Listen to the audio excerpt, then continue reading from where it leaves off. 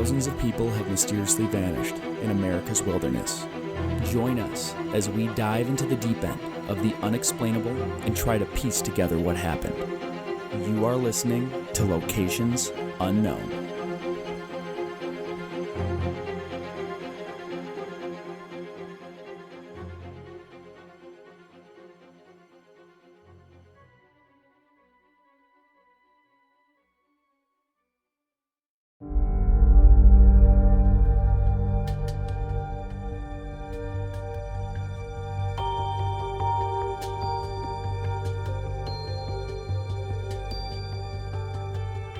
What's up, everybody, and welcome back to another episode of Locations Unknown. I'm your co-host, Joe Irado, and with me, as always, is a guy who Martha Stewart calls to plan her decorations, Mike Vandebogart. Thanks, Joe, and thank you once again to everyone that has tuned in. Just got a couple quick updates for everyone. First, on the swag front, we recently ran a t-shirt kind of contest on Patreon, and our Patreon supporters picked one of our designs that they like the most, so we are going to be releasing a new shirt for sale on our Facebook store, and we're going to have a store on our website here pretty soon. And all of our Patreon supporters for, I don't know, Joe, maybe the next month, we'll say, can use a code we'll post to get 20% off on the t-shirt. So I thought you were going to say the code right here and then ruin it. Well, in all honesty, I haven't created the code yet, so. Okay. And we also have keychains, so we'll get those on the Facebook store here soon, so you can really deck yourself out in Locations Unknown swag, hat, shirt. That would be really good for chaining my keys together. Yeah. What keychains do. Yeah. We also have a bunch of new Patreon supporters to give a shout out to, so I'm going to go through these and butcher everybody's names like normal. So we have Aaron Wheeler, Lindsay Miller, Rebecca House, Roy Delgado, Alex. I'm really sorry, Alex. Come on, Mike. Pirowarchek. I'm so sorry. There's no R in the beginning. Yeah, I really apologize. I'm laughing because I also can't do it, but I'm not the one reading it. Yeah. Stephanie Piwo Warzik? That sounds, yeah, I mean, that sounds pretty good. Piwowarczyk. You know what? That person's fake. They listen to our show. They know you can't spell things. They're like, I can spell, I can't say them. I'm gonna do a name with all consonants. Well, Alex, I apologize for butchering your name. We also have Stephanie Chavez, Fernando Sanchez, Nicole Weissman, Josh McDermott. Wisenman. I think it's White. Oh, maybe Wisenman. Wisenman. Wisenman.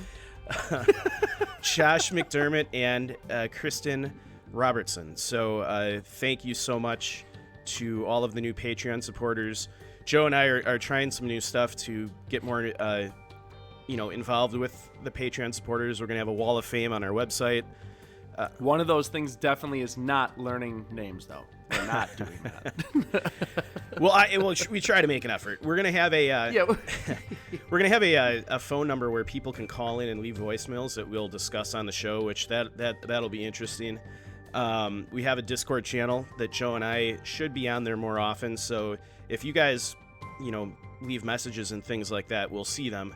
And then, just send us messages, emails, any ideas to get more involved. We're open to anything. So, and finally, we ran a little contest for our Patreon supporters, like I said about the t-shirts. And when it was done, we randomly selected one Patreon supporter to get a free t-shirt, and the winner was Roy Delgado. So, Roy, please, I messaged you on Patreon, so send us the size shirt you want, and we'll get that shipped out. Let us know in the next week, or we're going to try and pick another supporter to get that shirt out. So, and I'm also going to be selecting a Patreon supporter randomly to get a free keychain. So, trying to do more giveaways to our Patreon supporters, so just to show our appreciation. So, hey Mike, how do you become a Patreon supporter? Good question, Joe. you can go to our Patreon page, which you'll find in the links of the show here, and for just $1 a month, you can get access to a bunch of extra episodes and swag giveaways and our access to our Discord channel and any other new things we come up with. So for $1 a month, not a day, I misspoke. $1 a month, you can get access to all of that stuff. Less than a cup of coffee. So per month. Per month, yeah. And if you donate more, or you do a higher tier, they come with other things like hats, free hat, free mug, things like that. So head over to our Patreon page. Joe, any other updates on your end? No, I think that's it. All right, well, let's get at it. All right, everybody, let's gear up and get out to explore locations unknown.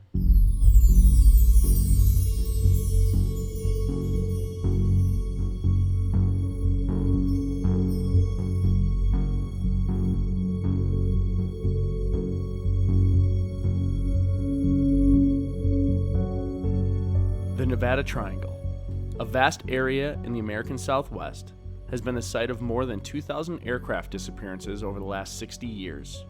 This imaginary triangle stretches from Las Vegas, Nevada, west to Fresno, California, north to Reno, Nevada, and back south to Las Vegas, covering almost 25,000 square miles. Over the years, some of the most experienced pilots have gone missing in this area without explanation. Join us this week as we investigate the Nevada Triangle.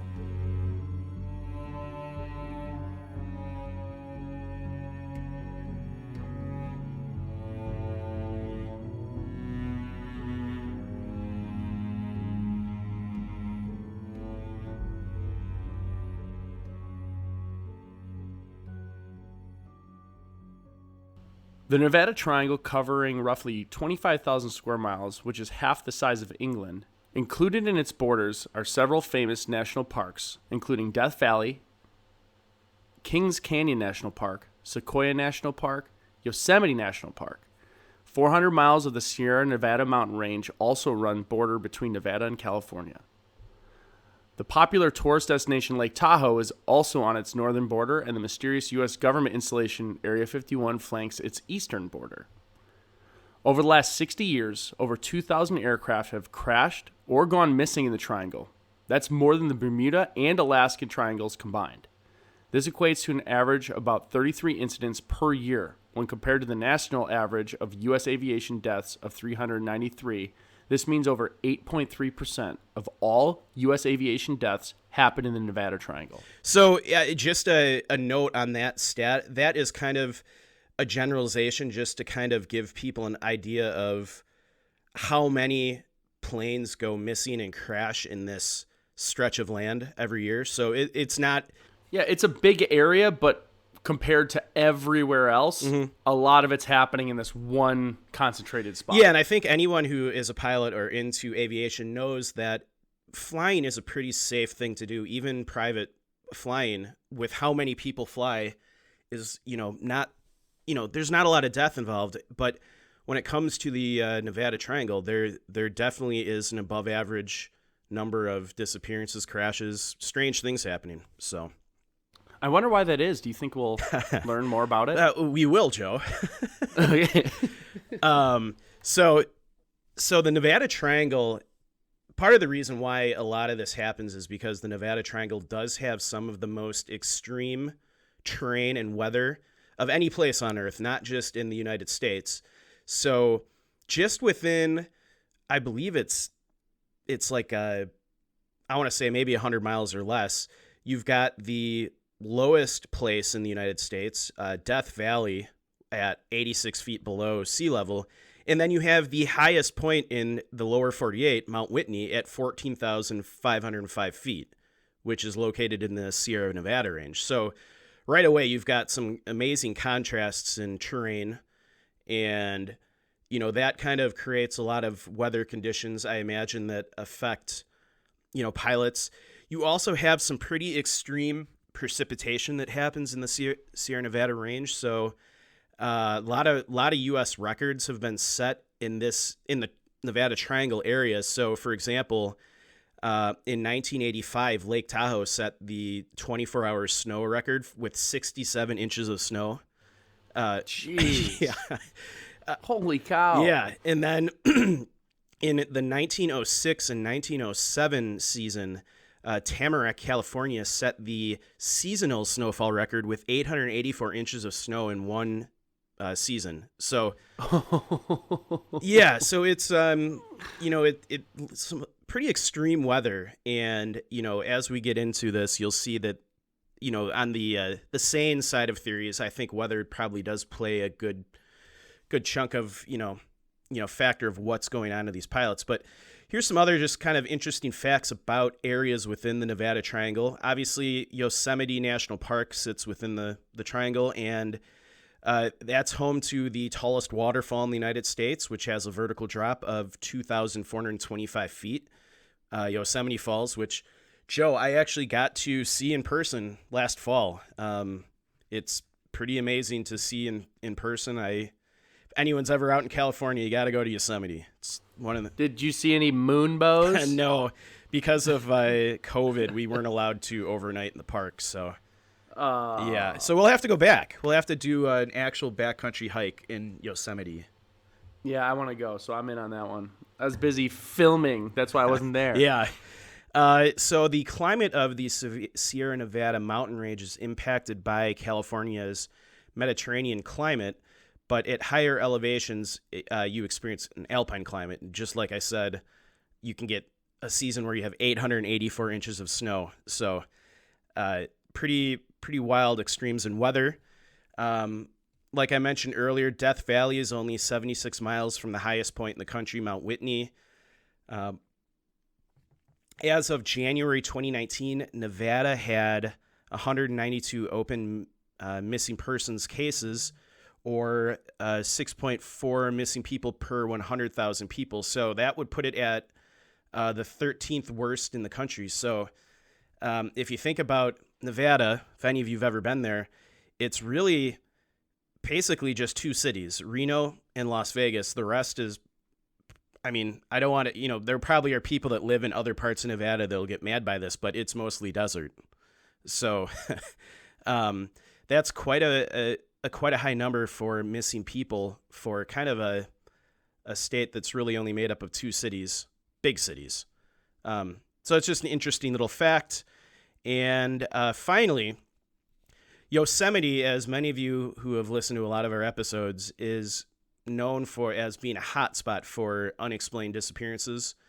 This is talked about, lots of people talk about this, including Politis, and we've even covered a couple of these cases in previous episodes, Stacey Aris and Michael Fissery.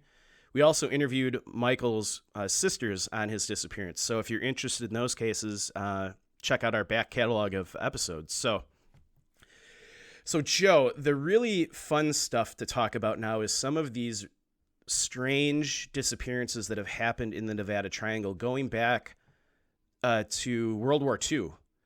And it's not just small aircraft that go missing. We've got, massive bombers and very experienced military pilots that have gone missing or have had strange experiences.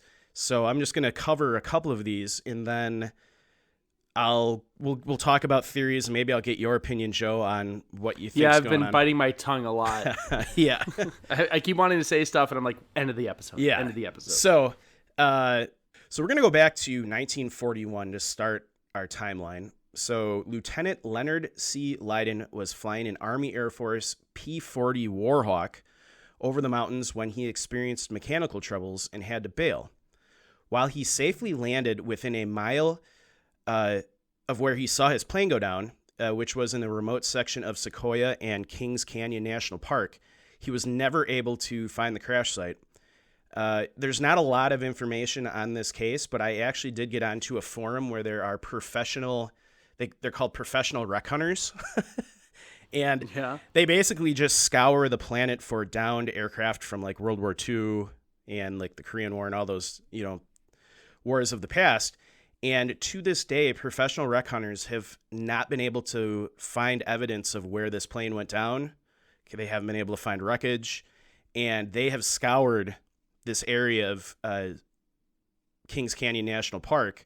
So we don't have a lot of other information on this, but Lieutenant Leiden, in an official report, stated he saw where his plane went down. It was within a mile of where he landed, and he hiked over there, couldn't find it.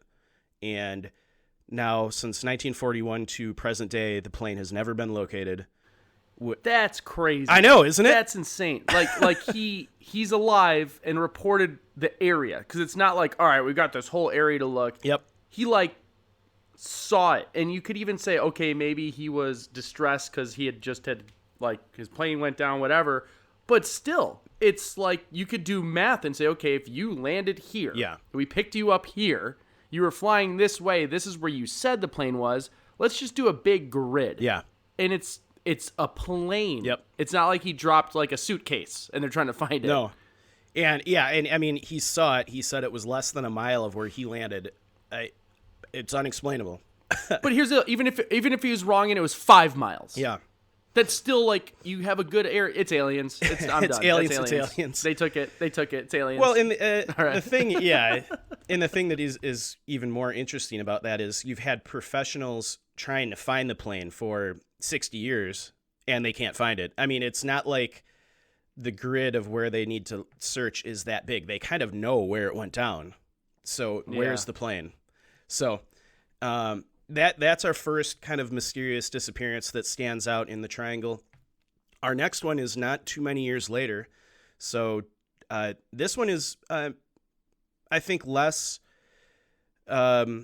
strange, but I'll go through the timeline. So December 5th, 1943, a U.S. Air Force B-24 Liberator and a crew of 6 disappeared in the Sierra Nevada mountains while on a routine training mission.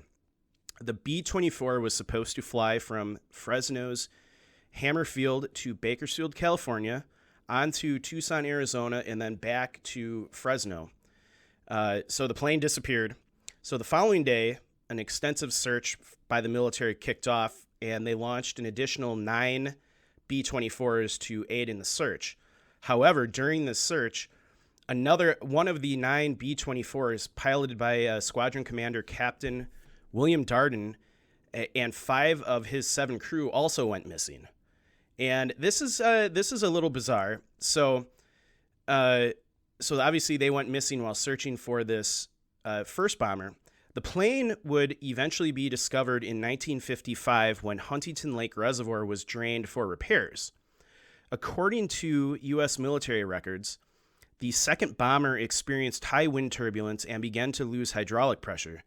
The captain decided to try and land on what he said was a frozen lake and ordered his men to jump. But only 2 of the crew members actually jumped out of the plane. So, oddly, the 2 crew members who jumped and survived said they could clearly see the lake wasn't frozen and have no idea why the captain would try to put the plane down there.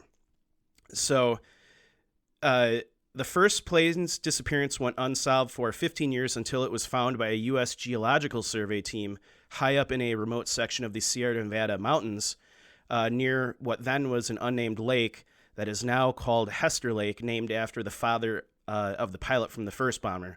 And in that case, the U.S. military has still not released any details of what happened to the first bomber. And I think what kind of sticks out to me from this disappearance is what happened with the second bomber. So the commander said he was putting it down on that lake because he said it was frozen, but you have 2 of the crew members who on the record stated we could clearly see the lake wasn't frozen and have no idea why he put that plane down in that lake. So they parachute jumped out of the plane. Yeah, the 2 that survived. I'm so dumb. I thought he was gonna put it down this lake, and as he was putting it down, they're gonna jump out of the door No. and roll. No, and I'm so dumb. I'm having one of those mornings. No, so yeah, they B-24s are pretty big bombers, so they would have been able to jump out while it's flying. But it I guess you could go about this in a couple different ways. Maybe there was no other area for them to put the plane down. Maybe it was all tree covered, mountainous terrain. Or you could go the conspiracy route and say, what was the commander hiding? Was there something on that plane? It's just bizarre to me that, the commander would claim that the lake was frozen. So, and the two guys that jumped claimed it wasn't. So, I don't know. Well, and then the other one wasn't found. So, was it cleaned up? Yeah, and it was found eventually in 1955. But again, the military didn't release any records as to what happened to that plane. Yeah. So, just another bizarre disappearance.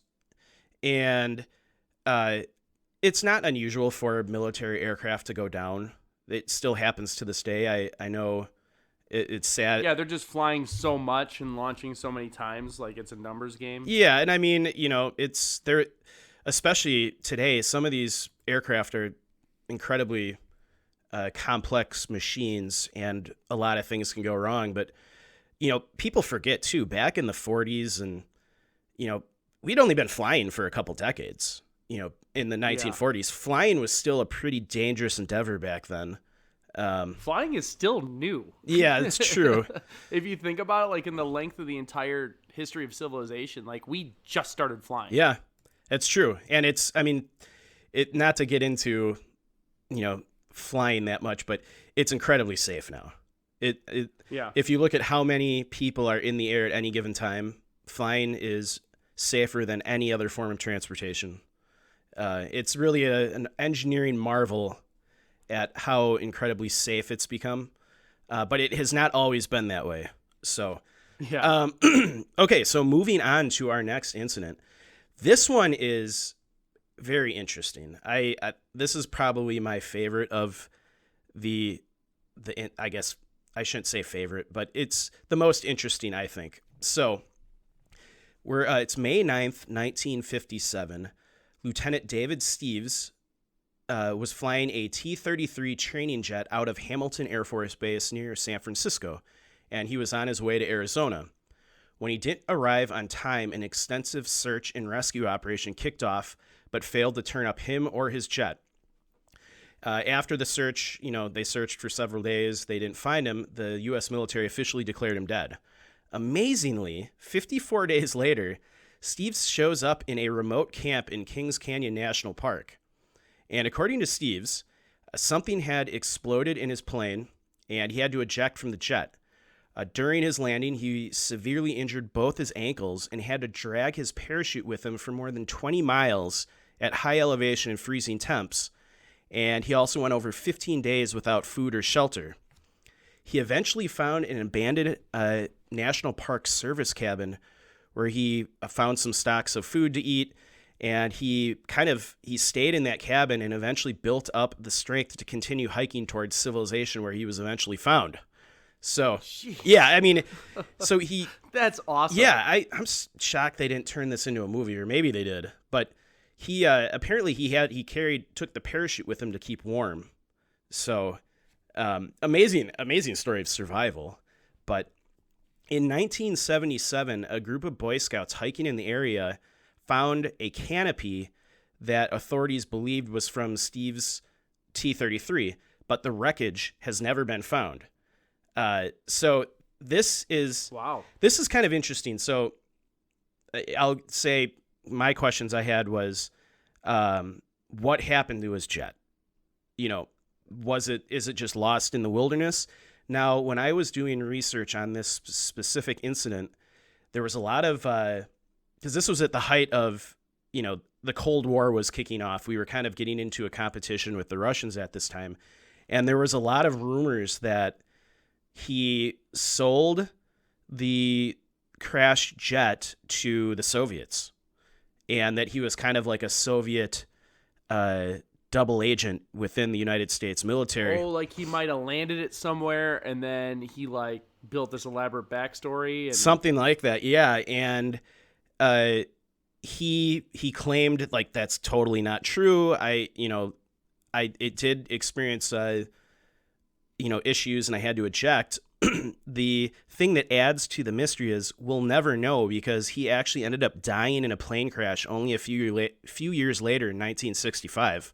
So was that plane crash suspect at all? they claim it was just mechanical issues with his plane and he went down with it, but ooh, they did. the military. So okay. which I know. I'm being no, I mean provocative. So like I said, back then, these pilots would fly, new and unproven jets a lot of the times, and Sure. they would go down. Or was he a double agent and he was selling U.S. military technology and they got rid of him? That's kind of what I was getting at Yeah. there, is they found out that actually he was a double agent or selling secrets, and they're like, oh, he died in a plane crash. That's so weird. Yeah. So it's just another strange incident that happened within the Nevada Triangle. So, all right, let's move on to our next incident. This one's... Maybe that's why there's no movie on it, because, CIA and Hollywood, especially back then, were totally tied in, and they're not going to make a movie about that if he's the bad guy. Yeah, I mean, it would make for a really interesting movie. Yeah, actually, the whole him selling secrets and that faking that would be a great movie. Yeah. So anybody listening who is a movie producer, great idea for you. Just give us a shout out in the movie for giving you the idea. Yeah. Was the producer that did the all the alien shows? Oh, I can't remember his name. Pegasus or Pantheon or whatever Prometheus. the studio was. Prometheus. Yeah, Prometheus. Do a made-for-TV History Channel movie. There we go. We'll consult on it for you. They're like, we definitely don't need you two idiots. So moving on to our next incident. This is August 12th, 1964. Businessman and developer Charles Ogle took off from Oakland International Airport in a Cessna 210A on his way to Las Vegas, Nevada. Charles was a World War II and Korean War veteran, and he was a trained Marine Corps pilot. Him and his plane, on route to Las Vegas, him and his plane were never seen or heard from again. So in this instance, they don't know where it went down. They've never found... No comms or any last-minute mayday calls or anything nothing. like that? Wow. And I mean, anyone who knows what Cessnas look like, they're not, they're slow moving, fixed wing aircraft. It's the planes, to get real basic, it's the planes where the wings on the top, and they're... Yeah, and those are the ones I always feel like you can softly crash land those pretty well. They glide, right? If you run out of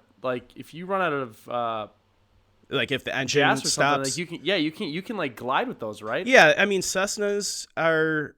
I think a lot of people train to learn how to fly in Cessnas because they're very, they're slower. They're very easy to maneuver. Like you said, if an engine goes out, they only have one engine. If the engine goes out, you can easily glide it down to the ground and land it. If you're not, if you're taking off and it goes out, that's harder. But if you're already at 1,000 feet, it's a lot easier to glide it down to a spot in the ground. Yeah, you can use gravity to keep your speed up. Yeah, and most pilots, especially a Marine Corps pilot who fought in World War II and the Korean War, I would assume he would have the skills to do that in a Cessna. Yeah. So the fact that his plane was never seen or heard from again is strange. And fast forward now to 2007, and we're going to get in, the main meat of our timeline is going to be spent on the search around Steve Fawcett. I'm sure you probably remember this, Joe. I remember. It was in the news for weeks. Yep, I remember it. But so in 2007, when they were conducting the search for Steve Fawcett, they found 8 other wrecks discovered in the Triangle area. Jeez. Yeah. And they say during the search that they didn't devote a lot of time in identifying the other wrecks because they were focusing all their resources on Steve Fawcett. But it turns out that later analysis of the wrecks were inconclusive, and they really couldn't tie any of those 8 wrecks to Charles Ogle. So his disappearance still remains a mystery to this day. So his plane and wherever he went... But they discovered 8 other wrecks. Yeah. So, yes. That's 8 other people that have been missing that they don't know about. Yeah, and I mean, when you're talking That's crazy. that there's been 2,000 disappearances and crashes in the triangle, that's, 8 seems kind of low. Yeah. So, yeah, to this day, Charles Ogle, his case has not been solved, and I'm sure there's probably, professional wreck hunters out there looking for his plane. So this is just a quick little incident, but in 1986, a U.S. Air Force F-117 stealth fighter crashed into a mountain near Bakersfield, California, under mysterious circumstances, and the cause of the crash has never been officially released by the U.S. military and remains top secret. So I don't know. Maybe they didn't want to tell people that one of their expensive stealth fighters crashed because of something really stupid, or who knows. But whenever the military and the government refuses to release information on something, always makes me wonder why. So fast forwarding now to September 3rd, 2007. This is kind of the big disappearance in the Nevada Triangle that got, I think before Steve Fawcett went missing, I don't think people even really referred to this as the Nevada Triangle, but once he went missing, I think people started connecting all the dots and realizing, like, wow, a lot of people have gone missing in this location. And that's when kind of the term Nevada Triangle kind of started popping up, because I don't think a lot of people have probably even heard of it before.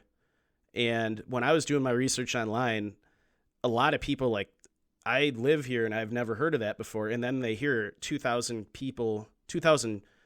aircraft have gone missing over the last 6 years. Like, holy cow, that's a lot. Yeah, that is a lot. So for those of you who don't know who Steve Fawcett was, he was a businessman and a record-setting aviator. He was famous for, in 2002, he rose to international fame when he piloted it all the way around the Earth in a hot air balloon. I remember watching, like, every day on the news they'd give an update on, like, where's Steve Fawcett, and I mean, it's pretty incredible to go around the Earth. Yeah, that's in a hot air balloon. I still don't even understand how he did it. Like, fly how you fly a weather balloon. Like, I always thought, I was like, well, I hope the wind goes the right way. He probably got high enough and just followed, like, wind currents. There's probably the jet stream goes around the Earth. Yeah. I have no idea how that works. He also set a record for he did a solo trip around the Earth in a fixed wing aircraft. So he flew this plane that had like a 200-foot wingspan. I remember seeing videos of it. And he flew that around the Earth. And he also has some records as he's sailed around the planet by himself. So he just likes going around the planet in weird ways. Well, he's kind of an adventurer. He has a lot of, like, land speed records, and he's kind of a daredevil in a way. So the morning that he disappeared, he was just going out on a couple hour flight to just, pilot. My dad does this a lot. If you're a pilot and you have a plane, it's fun to go flying. So whenever there's good weather and you have time, you go flying. So sure. He took off from a private airstrip near Smith Valley, Nevada, in his Balancia Super Decathlon stunt light aircraft. So you can Google this, but just so people know what it looks like, it kind of, in the simplest terms, it kind of looks like a Cessna. It's a fixed wing aircraft with the wing on the top of the plane. It's a single engined aircraft, but it's faster. If you've ever been to an air show, they'll have these. They have, like, the smoke behind them, and they do the loops and the corkscrews, and they're very maneuverable, very fast. And Steve Fawcett obviously is an experienced aviator, and he originally amassed significant wealth as a commodities trader and eventually started his own financial trading company. So he was a very wealthy guy, and he's doing all right. He's doing okay. So that morning he had told his wife and friends he was just going for a quick flight, and they'd be back before lunch after a nice cruise through the early morning air. He didn't plan on being gone long, so all he wore was a white t-shirt, sweatpants, and sneakers. pet peeve of mine, he also left his cell phone and GPS tracker at home. So always bring your cell phone wherever you go. Yeah. Don't leave it at home. There's no reason to leave it at home. Even if you don't think there will be cell signal, bring it with. And doesn't hurt. Doesn't hurt. So the FAA also confirmed that Fawcett did not set a flight plan that morning, but friends had mentioned that he may have planned to visit the areas of Lucky Boy Pass and Walker Lake, and they think he was possibly scouting locations for an upcoming land speed run that he was planning. So he may have been, flying around looking for some flat areas that he could, break another record, because he was a record setter, as they called him. The plane was equipped with an ELT, which is an emergency locator beacon that should go off in the event of a crash. But oddly, in this case, it never went on. And it was reported that he had enough fuel on board to fly for about 4 or 5 hours. So, okay, plenty of fuel. And after Fawcett failed to return around lunch, his wife began to worry and then reported him missing that afternoon. Now, within 6 hours of his disappearance, the search and rescue operation kicked off. And as you'll learn, this probably was one of the largest search and rescue operations since World War II in the United States. I remember seeing it on the news. It was every day. I remember as a kid. Well, I wasn't a kid in 2007, but I just remember seeing it. Every news channel was talking about it, local, national. It was kind of like the nation got caught up in the search for Steve Fawcett. And so on the first day of the search, civilian air patrol were searching the air, and they mentioned that they had to suspend the search midday due to high winds. And but by the fourth day, they had over 14 aircraft in the search effort, including one equipped with this system called Archer, which could automatically scan detailed imaging for a given signature of the missing aircraft. So kind of similar to other systems we've talked about, especially in the gentleman that went missing in Joshua Tree, where they have camera systems on the aircraft that can take thousands of pictures of the train, and then it looks for things that are missing or that stand out, that aren't natural. So this was some kind of system that did that for aircraft signatures. So by the second day of the search, the Civil Air Patrol searched but found no trace of wreckage after initiating a complex and expanding grid, which they eventually expanded into nearly 20 square miles. So, or 20,000 square miles. I was going to say 20 square miles and they didn't find it? Then they're terrible. 20,000 square miles. So, like we said, Jeez. The whole Nevada Triangle is 25,000 square miles. So that is a huge area to search. Yeah. So, according to the Lyon County manager, Jeff Page, within a matter of days, we had over 45 planes searching the entire area for Mr. Fawcett. It was single-handedly the largest search this state has ever seen. And not only did they have dozens of rescue crews searching on the ground, they also had, so he was friends with a lot of, people in the aviation industry. And some of those high-profile names actually joined the search, including Neil Armstrong and Richard Branson. So, oh, geez. Yeah, so for those of you who don't know who Neil Armstrong was, he's the first human being to set foot on the moon. Yeah, how dare you not know who Neil Armstrong is? And Richard Branson is the owner of Virgin, is it just Galactic and Virgin Mobile, Virgin. It's like Virgin Industries. Yes, but he owned an airline, and he's one of the guys trying to go. I actually got to go race cars at the spaceport down there in New Mexico. Ooh, that sounds. It was awesome. They have their that plane that like launches their Virgin Galactic plane, and I got to go see the hangar for that. It was awesome. Cool. Maybe we'll talk about that on our Patreon episode. Oh, maybe. So, Richard Branson is he's kind of like Elon Musk in a way. He's trying to develop private space travel. I'm sure you've seen his plane. I believe it's called Spaceship One, that has been flying to the edge of space. So some pretty high-profile names helping with the search. They mentioned that on September 7th, Google helped the search for the aviator through its connections to contractors that provide satellite imagery for Google Earth.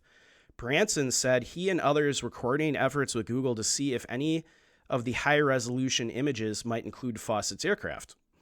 On September 8th, the first of a series of new high-resolution images from Digital Globe were made available via the Amazon Mechanical Turk beta website so that users could flag potential areas of interest for searching. So anyone who's not familiar with Amazon, I don't know what that is. Tell me. Yeah, so actually it's pretty interesting tool that Amazon released with no fanfare. You would not know it exists if you didn't actually go out and search for it. I actually in college. I'm looking at it right now. Yeah, actually in college, I was a user on Mechanical Turk. You could make some extra money. It's basically crowdsourcing kind of mundane online tasks. So a lot of it's like a professional Fiverr. Kind of, yeah. So like a lot of companies will post, Amazon used it a lot for themselves. So they would show listings and then the picture that was on that listing. And you basically just had to say, all right, does the picture match the listing? So if they're selling a stove, if a picture of a dog is shown, you go, no. And then you get paid like 5 cents. And it's real. Oh, nice. Yeah. I mean, you're not going to get rich doing it. It's real mundane, but you could do it from your computer at night before bed or something. You could write a program that just right. spams it.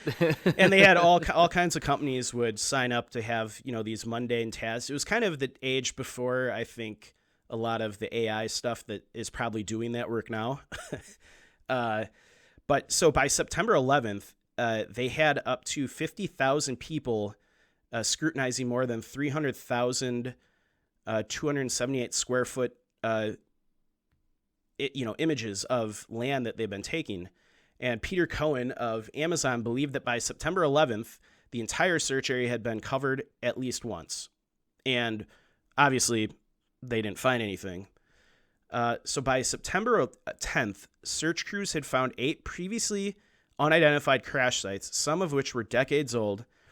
The urgency of what was still regarded as a rescue mission meant that minimal immediate effort was made to identify the aircraft in the uncharted crash sites, although some had speculated that one could have belonged to Charles Ogle, missing since 1964.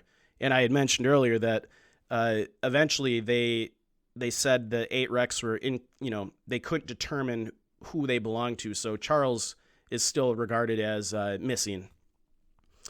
So by September 12th, survival experts speculated that Fawcett was likely to be dead at this point. Like we said, he went missing on September 3rd. It's now the 12th. And I forgot to mention, he's 63 years old. Okay. Yeah. So by the 12th, that's a pretty long time to, be stuck out in the wilderness. And I'm assuming they're assuming he probably crashed to some extent and he had no food or water with him. And chances are he was in a desert-like area. So the chances of survival are, pretty slim. Yeah. But so moving on, Amazon's search effort was shut down the week of October 29th without any measurable success. Major Cynthia Ryan later said it had been more of a hindrance than a help. She said the persons purporting to have seen the aircraft on the Mechanical Turk or have special knowledge clogged her email during critical days of the search and even for months after. Many of the ostensible sightings proved to be images of the actual civilian aircraft patrol searching the area, or simply mistaking artifacts for old images. So I think they appreciated Amazon's gesture of, helping out, but looking back, it really was more of a hindrance than anything. So yeah. So now on September 17th, the Nevada wing of the Civil Air Patrol said it was suspending all flights in connection with its search operations, but the National Guard search flights, private search flights, and ground searchers continued. By September 19th, 2007, authorities confirmed they would stop actively looking for Fawcett in the Nevada desert, but would keep air crews on standby to fly to possible crash sites. And on September 30th, it was announced that after further analysis of radar data from the day of his disappearance, ground teams and 2 aircraft had resumed the search. So they must have received some kind of information that said, all right, we should get back out there and look. We think we might have found it. Okay. But maybe they were looking in a wrong spot. And yeah, I think when they kind of looked at it again, they're like, oh, crap, we should be over here, over there. Yeah, but unfortunately, on October 2nd of 2007, the Civil Air Patrol announced that it had called off its search operation. Ryan later noted that the search was the largest, most complex peacetime search for an individual in U.S. history. So just put that... Yeah, it went on for a long time with a ton of resources. We've talked about a lot of different searches on different episodes and, the massive amount of manpower and resources required. This eclipses any of that. Yeah, and it costs a ton of money. And I know, it's sometimes polarizing to talk about the cost of, trying to find somebody, but still, you're talking millions and millions and millions of dollars. Yeah, I think I couldn't find the total exact cost, but I know the state of Nevada spent at least $1.6 million, and the wife of Steve Fawcett spent an additional $1 million of her private money, and we don't know how much the federal government spent on his search, but like you said, Joe, it's in the millions. And then you have a lot of volunteer time spent. So there's a lot of volunteer searchers that are on this that aren't compensated, but it's expense. These people have lives, jobs. There's an opportunity cost too, that putting all of these people in the field looking. So just an absolutely massive and complex search. So fast forward a year. So now it's August 23rd, 2008. Almost a year after Fawcett disappeared, 28 friends and admirers conducted a foot search based on new clues gathered by the team. But unfortunately, their search concluded on September 10th without finding anything. Now, fast forward to September 29th, 2008. So we're like a year later now. Yeah, a year later, a hiker found 3 crumpled identification cards in the eastern Sierra Nevada mountain range in California, about 65 miles south of Fawcett's takeoff location. The items were confirmed as belonging to Fawcett and included an FAA-issued card, his Soaring Society of American membership card, and $1,000 in cash. On October 1st, later in the day, air search teams spotted wreckage on the ground at an elevation of 10,100 feet, about 750 yards from where the personal items had been found. Later that evening, the teams confirmed identification of the tail number of Fawcett's plane. Wow, so they found it. They found it. But I when I'm done explaining the timeline, I'll kind of I'll give my thoughts on Fawcett. Okay. So the crash site is located on the western side of a ridge whose orientation is northwest-southeast. The site is about 300 feet below the crest of the ridge. The steep terrain was sparsely forested with ponderosa pines averaging 40 feet to 60 feet. And numerous boulders and rock outcrops surrounded the grassy areas that covered the ground. Over the next 2 days, ground searchers found 4 bone fragments that were about 2 by 1.5 inches. However, the bones were found to either be not human or too small for DNA tests. On October 29th, search teams recovered 2 large human bones that they suspected belonged to Fawcett. These bones were found half a mile east of the crash site. Tennis shoes with animal bite marks on them were also discovered. So on November 3rd, California police coroners said that DNA profiling of the 2 bones by the California Department of Justice Forensics Laboratory confirmed a match to Fawcett's DNA. All right, so they found his bones a half mile east of where the crash site was discovered. Yeah, and the Madera County Sheriff, John Anderson, kind of said what we say a lot of times, that he believes Fawcett died on impact, and that it wasn't unusual for animals to drag the remains away. So, okay, you've got a lot of you've got bears in the Sierra Nevadas, and we mentioned this, that a lot of things can happen to disrupt the remains. You especially a year or two later. Yeah, you have animals moving stuff around. You could have rain and snow melt moving things. So that could explain why the remains were away from the crash site. On March 5th of 2009, the NTSB issued its report and findings. The report states that the plane crashed at an elevation of about 10,000 feet, 300 feet below the crest of the ridge.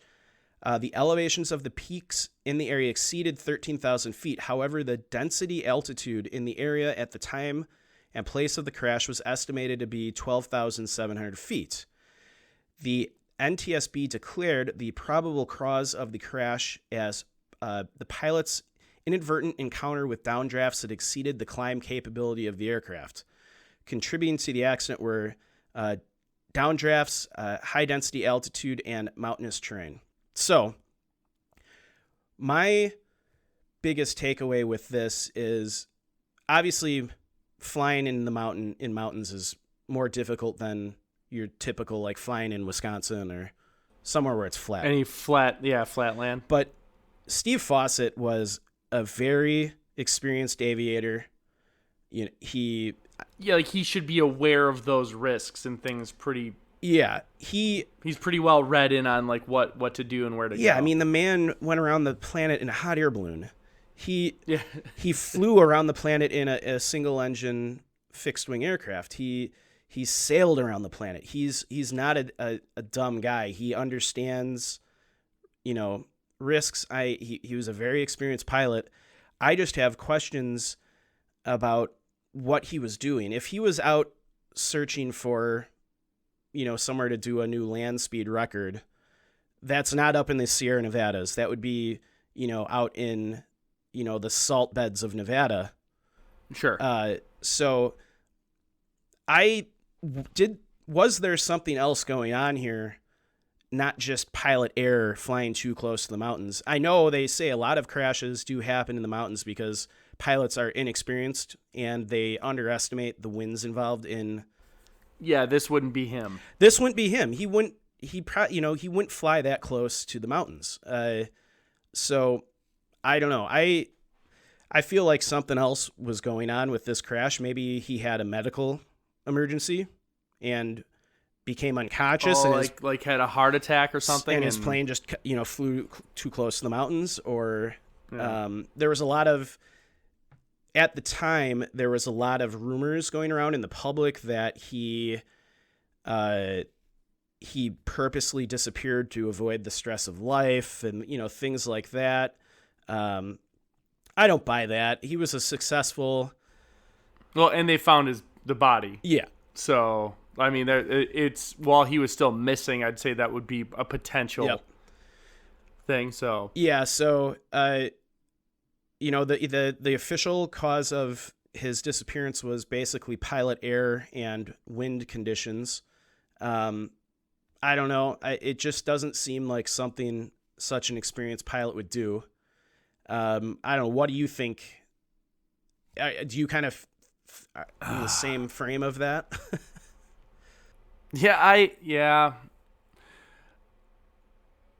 I don't think I'm seeing anything here or hearing anything from you that sounds super shady. Like, with all the experience, I mean, let's look at it this way. When you have experience and you know what you're doing, that reduces the likelihood of something going wrong to very small. Yeah. It doesn't eliminate the fact that he's a human being and human beings make mistakes. No matter how expert you are at something, all it takes is one error. There's also, I mean, he was older, and I'm going to use this just as like an ageism thing of you take less risks when you get older. You're not like as cocky. So I'm not thinking like maybe he was trying to do something crazy. He's probably just playing it smart, but who knows? Maybe he just got like, oh, I'm going to go do something fun. Yeah. And made a calculation error or like was taking a risk that he knew was a risk, but maybe his experience kind of got the best of him in that regard, where he thought he could do something and couldn't. I don't know. I would say I don't see any conspiracies here where I would in some of the other stories. Yeah. It's when you look at the facts, and I don't want to try and make this into something that's not, but he wasn't planning to fly in the mountains that day. He was planning to go basically scope out some spots for a land speed record coming up. He was only going to be out for a few hours. Well, let me play this card. Okay. So he's going to look out some spots, and he sees, the sun hitting the mountains beautifully, and he just wants to go fly and look at them. I mean, I could imagine if I'm in a plane, I see something beautiful. Yeah. I'm in a plane. I'm just going to fly over to that thing. Like, I can do whatever I want. And, maybe a giant wind drift kind of went up the side of one of the mountains, or he got a big downdraft, pushed the plane down right into the ridge, like just a quick, couldn't recover, just a perfect storm of crap happening that just didn't work out. And I did read the aircraft that he was in had a climb capability of about 300 feet per minute. So if he's experienced a downdraft that of 300 feet, there's a chance maybe it caused him to stall out near the mountain, and he didn't anticipate that. Yeah, and if you're over a mountain, it's not like you have a ton of ceiling to recover from. It's just and this is probably from growing up. I have mentioned before, my dad is a pilot. A lot of his friends are pilots. Yeah, your location's unknown's local aviation expert. Pilots so. are pretty meticulous about the aircraft they fly in. They know its capabilities. They know how quickly it can climb, what altitude it can climb to. They know they know what to do and what not to do in their aircraft, the experienced ones. Well, especially when you're putting enough time in the same aircraft, you're going to know it's, I can't say I've flown a plane. My cousin flies planes, and he's got that same thing. I ride dirt bikes and motorcycles. Yeah. And when you're on two wheels, you kind of have to, you get a feel for what your machine is capable of. Like, if I'm going to hit the accelerator, I know what's going to happen because I have about 4 different motorcycles.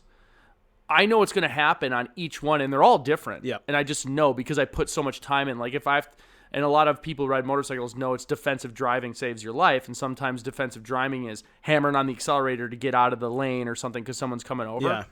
I actually drive my bikes differently based on what I know the accelerators can do because of certain situations I've been in. And that has only happened because of time and me not getting in wrecks, and then understanding oh, wow, okay, that's stuck in my head. So this guy is going to know his plane's little quirks very well. So that's where I look at it as it must have been something so sudden and so unrecoverable that it just didn't matter. Yeah, and that kind of makes me wonder if he had some kind of medical emergency that incapacitated him, and his plane just went, was flying in that direction towards the mountain, and and just went boom right into it. Yeah, because it was going to hit the next thing it was going to hit, and that just happened to be the ridge. Yeah, I just can't think of another reason. Experienced pilots aren't going to take unnecessary risks. He knows his plane. He knows mountains are hard to fly around. So I don't know. We'll never know. The official report was weather and pilot error, I guess. But this will lead me into a couple theories of what's going on in the Nevada Triangle. Okay. We'll start with the very plausible and work our way down to crazy. I like it. So, I like it. Obviously, the most likely and plausible theories for what is going on in the Nevada Triangle is pilot error and weather.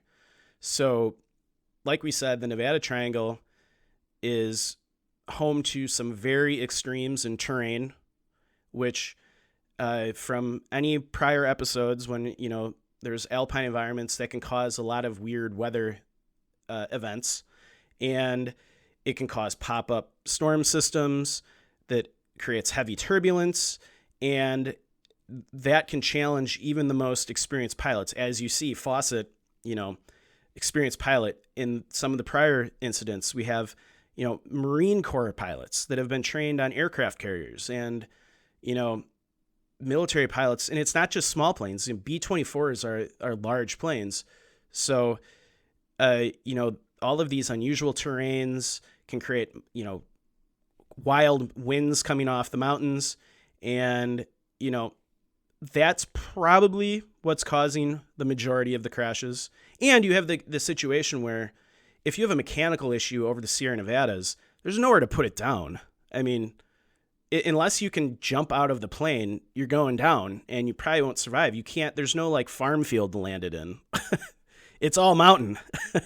So yeah, that I think adds into the factor. The next theory, I believe, is a actual phenomena. It sounds kind of cool. It's called mountain waves. So mountain waves are fast-moving winds off the nearby Pacific Ocean that frequently push through steep mountainsides, producing a phenomenon called mountain waves. A pilot encountering this phenomena may go from straight and level flight to essentially riding an invisible up and down or just down roller coaster. The downdrafts produced by mountain waves are frequently strong and forceful, posing an extreme hazard to pilots. Hundreds of feet can be quickly lost, and some mountain waves and lee winds are strong enough to overpower the ability of a light plane to keep from getting pancaked into the terrain below. Because of this, pilots are encouraged to maintain a high enough altitude above the terrain to provide a buffer in the event of downdrafts. Even some clear weather days in the Sierra Nevada locations are unflyable. So this goes back to potentially maybe Fawcett experienced a mountain wave and didn't have sufficient altitude to, survive a downdraft of several hundred feet, and it pushed him into the mountain. I think that is a very plausible explanation. Moving on to a crazy theory, and we talked about these in the Alaska Triangle and probably the Bermuda Triangle. I think it's a triangle thing. So portals. So according to Albert Einstein, space and time are woven together, forming a smooth four-dimensional fabric known as space-time. A recent study by NASA proved that Einstein wasn't only correct, but also that space-time vortex surrounding Earth is distorted due to the spinning motion of the planet. Some fringe theorists have posited a rift has occurred in the fabric of space-time, causing small portals to open up in specific areas around the world, such as the Bermuda and Nevada Triangles. However, there's been no proof to date of such a rift, and the questions of where these portals lead to and why would they have been formed in a specific location have never been answered.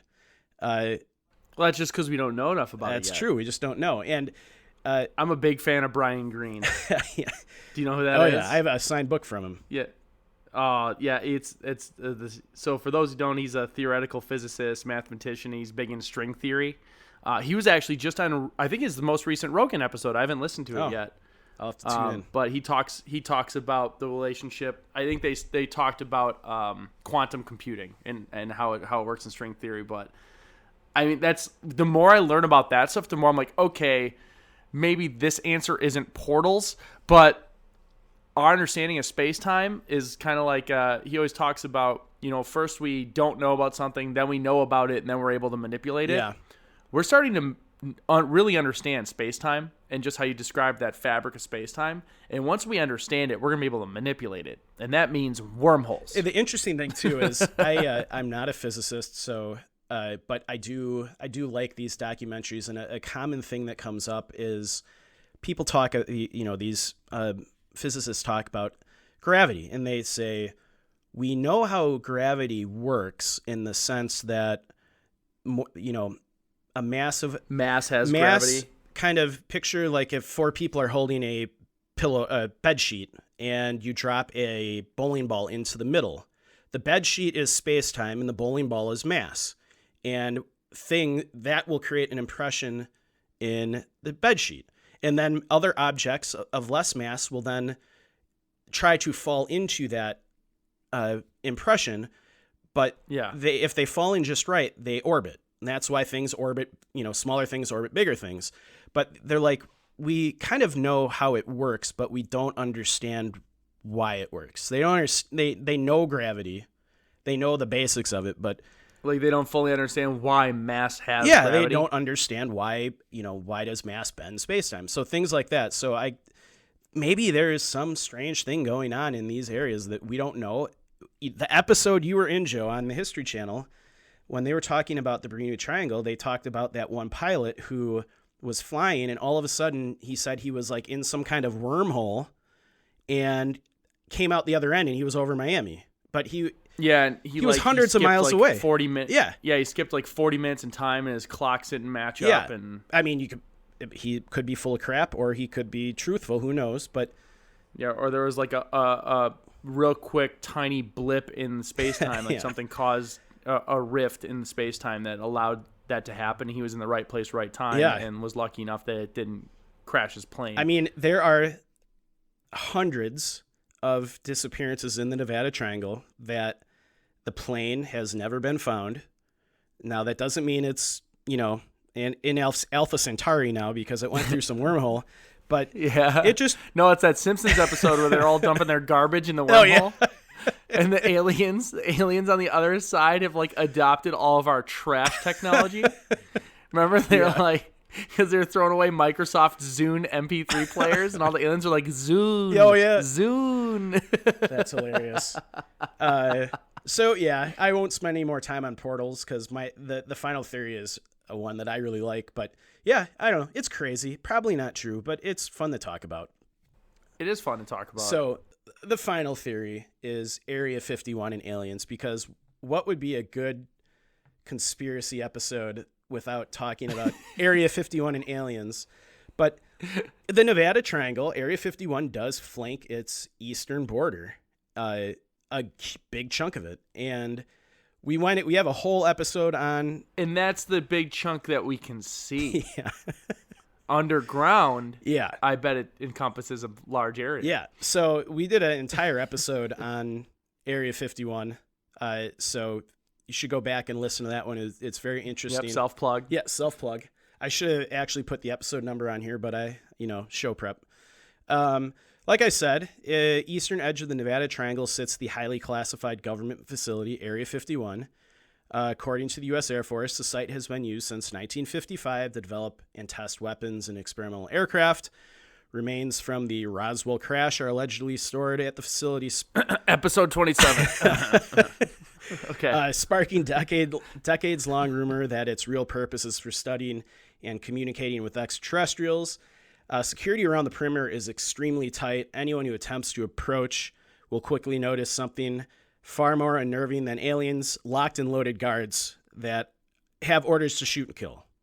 Well, that's why you send the Naruto runners first. Followed by the Red Bull. What a disappointing event. At the Storm Area 51. Yeah, it was like 5 guys showed up.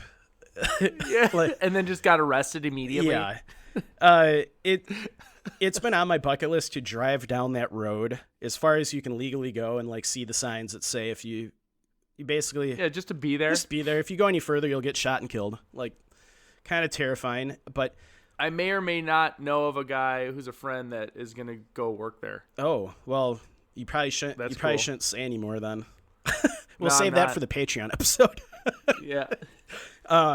So people speculate that the real reason why so many civilian aircraft have disappeared is you could go 2 routes. One, the government's just shooting them down and not telling anyone because they get too close to the airspace. I happen to feel that if our government was shooting down dozens of civilian aircraft every year, that somebody would leak that to the public. I mean, that's pretty... I could go either way on that one. I don't know. I mean... Maybe if it was over the White House or something more public, if you're working at Area 51, I'd say just to work there. Yeah. You're going to have some level of clearance where you ain't saying anything. I know, but I mean... I don't know. Fighter pilots, they're highly trained. They're... Plus, I think they're pretty good at determining the threat level. If a little Cessna's coming and all of a sudden they're in communication, and it's a Bob, like from local that doesn't know what he's doing, got lost. I'm sure they'll scramble the jets, and they'll like, I'm sure they take it seriously, but they're not just gonna automatically shoot him down. No, and I mean all these fighter pilots, they're husbands, fathers, they have families. They're not cold-hearted killers. I feel like if the government was shooting down dozens of civilian aircraft every year, somebody would say something. I mean, yeah, by now somebody on their deathbed would be like, and by the way. Yeah, I mean, I'm sure it's probably happened once or twice, and we probably don't know about it. I would agree with you because on that. It's pretty serious. You can go on YouTube, and there's videos of pilots that just get even near the airspace, and next thing you know, there's F-16s tailing them. So it's not something to screw around with. But on the other end of the spectrum, can an F-16 fly slow enough to tail a Cessna? Probably not, but they will buzz it, and I'm just trying to think of, like, can they even fly slow they enough might to be able like to stay with it? Yeah, Cessna probably go 120 miles an hour. If they're like if they're at an angle towards the ground and just rock and thrust, because they're not getting any lift at that speed. Yeah, more likely they'd probably like radio you and then like do a couple like close flybys, like showing their weapons. The crap out of you. Yeah, I know. Like break the sonic barrier right past you. Just be like, yeah, you're turning around, bud. Yeah. On the other end of the crazy spectrum, though, it could be that the aliens at Area 51 are either abducting these aircraft, or maybe the U.S. government uses these aircraft to test new advanced alien weapon technology. Well, for that one where the guy parachuted and they couldn't find it, that's 100% what happened. Right? So, yeah, it sounds like a really cool X-Files episode. In all honesty, I don't believe the Area 51 or portal theories. I think it's something more simple as, pilots just underestimate the crazy weather that happens around mountains. But who knows? Maybe it's portals. Maybe it's aliens. Yeah. Gotta have a... Yeah, I like to think it's possible. So that is all I had, Joe.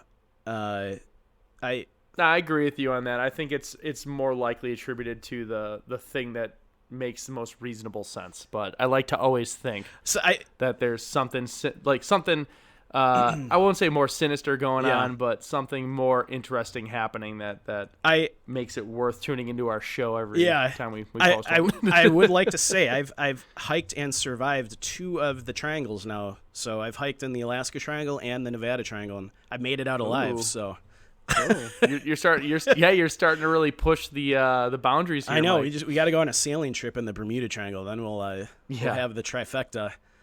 Well, let's take like a little paddle boat out of like Miami for like 20 minutes, and we'll come back. Yeah. And then we'll technically have done it. Technically, if you've gone swimming off the beach in Miami, you've probably been in the Bermuda Triangle. So, boom, done it. There you go. I've been there, and we were just in Tahoe. So there you go. So that's all I had. Anything else, Joe, from your end? Nope. Thanks again for tuning into our show. We appreciate all of you for listening and sharing Locations Unknown with your friends and family. Be sure to like and follow us on Facebook, Instagram, and Twitter. I know our Facebook group is growing rapidly, and we're getting a lot of fans on there. We do have a YouTube channel that you can subscribe to if you want to listen to our show on YouTube. And in the future, I'm not giving it a date because it is going to take a lot of work. We will start introducing video into our content, which will be amazing. Yes. I just got to build this studio out, and it takes time and money. So that could also be a reason why you go and sign up for Patreon. Help us build our studio by becoming a Patreon supporter, and you will be left with some cool swag and additional episodes that you cannot get here where you're listening to this show now. And maybe we'll even run a cool promotion at some point where we bring out 1 or 2 of our Patreon supporters to sit in on a live recording in the studio someday. Oh, maybe. Yeah. That could be. I think that could be fun. Yeah, we don't have the funds yet to do that, but it would be cool. That would be awesome. Yeah. Well, just again, thank you for everyone that's tuned in, and we will see you again. And as Joe always says, when you're hiking out in nature, leave no trace.